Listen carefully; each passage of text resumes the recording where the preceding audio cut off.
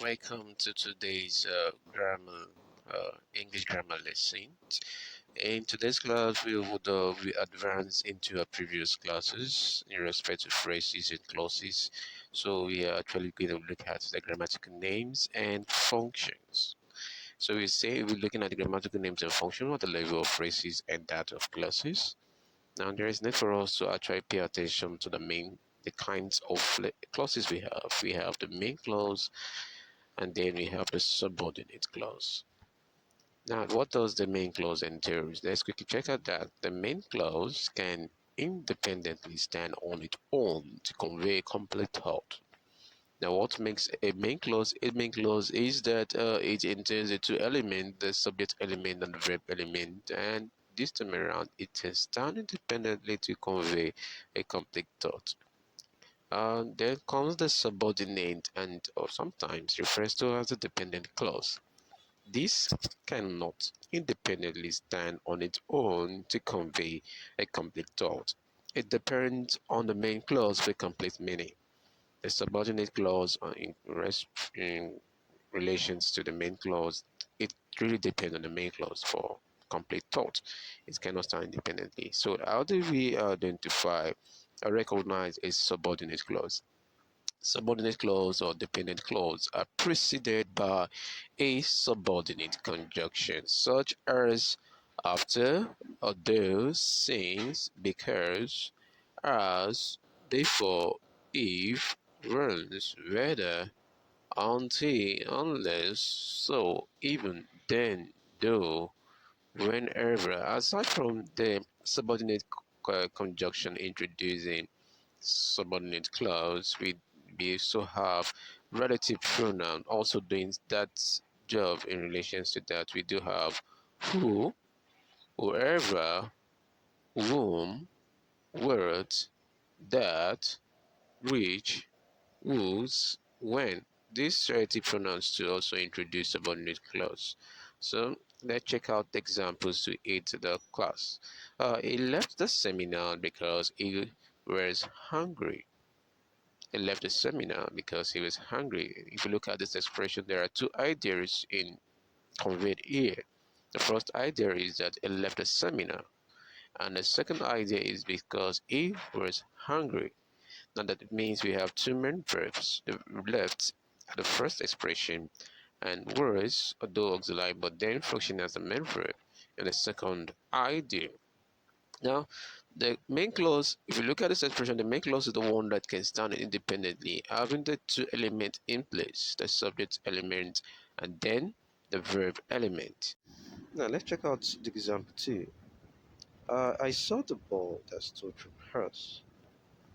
Okay, there are two ideas here, and the first idea is the fact that I saw the boy. The second idea is that stole from us. So these ideas are conveyed in just this expression. Now the first one is I saw the ball. This can stand independently, and what makes it stand independently is that it has the two presence of an element that makes up a sentence, which is the subject element and the verb element. And this time around, it stands on its own independently.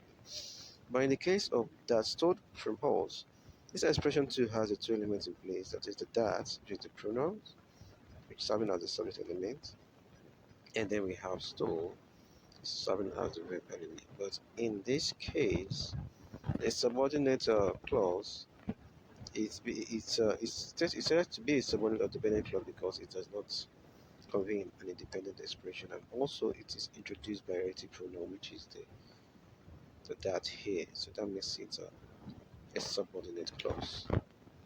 That will lead us to the next discussion in the slide, which is the discussion of grammatical names at the level of phrases and also at the level of subordinate clauses. This will lead us to the types that are in place. We have the adjectival clause, and we have the adverbial clause and phrases, just as we have the adjectival phrase and clauses and its function. You also have the adverbial phrase clauses and its function. Then we also have the noun phrase clauses and its function. That is But in today's class, we will major more on the adjectival phrase and clauses. How do we go about that?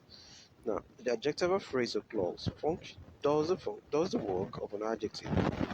So bear this at the back of your mind that the concept of adjectival is derived from the root word adjective. So it does the job of an adjective. And what does the job of an adjective? It is to qualify a noun by describing it by providing additional information about it. So how do we identify an adjectival phrase or clause? That will lead us to the next slide here, which is try and introduce the question which is the part of the expression not underlined or highlighted. That's the first one, try and introduce the which factor. Then the second one is then see if the underlined or the highlighted expression serves as an answer to the question which. Okay, let's see how that works in the slide. Said example, give me the pen, give me the pen, give me the pen. I come again, let's check that slide again once again. Let's see if it come. Said give me the pen. Now looking at this example, it's the other aspect read as that is on the floor. Give me the pen that is on the floor. Now let's try and introduce the which factor to the one that is not underlined. In respect to the first hint. Now, given the pen, can I introduce the which factor? Oh, which pen? Which pen? As we have here, which pen?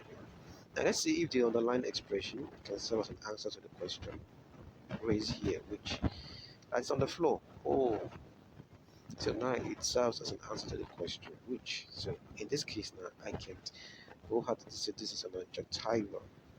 But what adjective is it? Is it a phrase or a clause? How do you know if it's a clause or a phrase?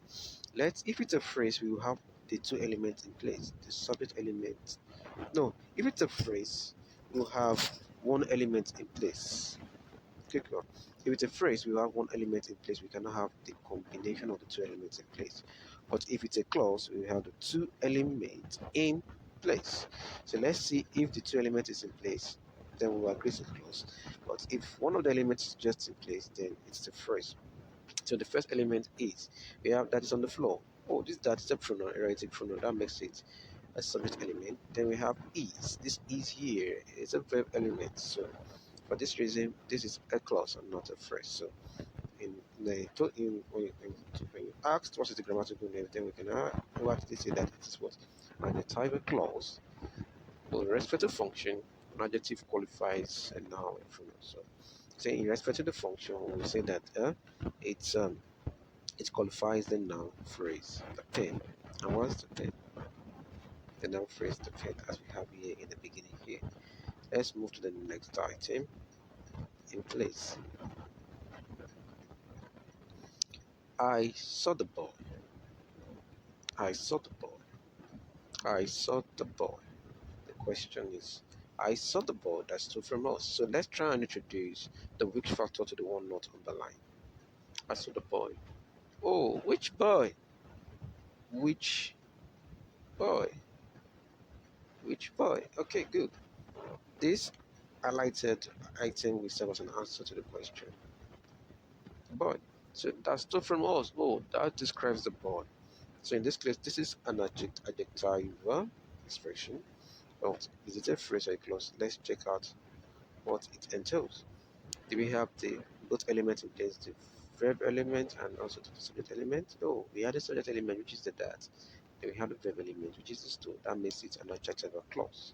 So in function, it qualifies the item not highlighted, which is the word, the ball, and it's coming immediately after the description. So that's good. Let's go to another example. Said the book with the hardcover belongs to James.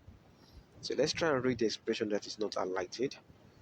We have it as the book belongs to James. The question is which book? We introduce the which factor into the one not highlighted, and then this serves as an answer to the question which. So in this case now we rather say that it's an adjective. What? Is it a phrase, a clause? Let's see. With the hardcover here, something is missing. We have the hardcover. Okay, let's say this is the sort of element. Where's the verb element? The verb element is missing. So for this reason, I would rather say that This expression is is um is a phrase. So that makes it an adjective phrase, and that modifies the verb phrase the book.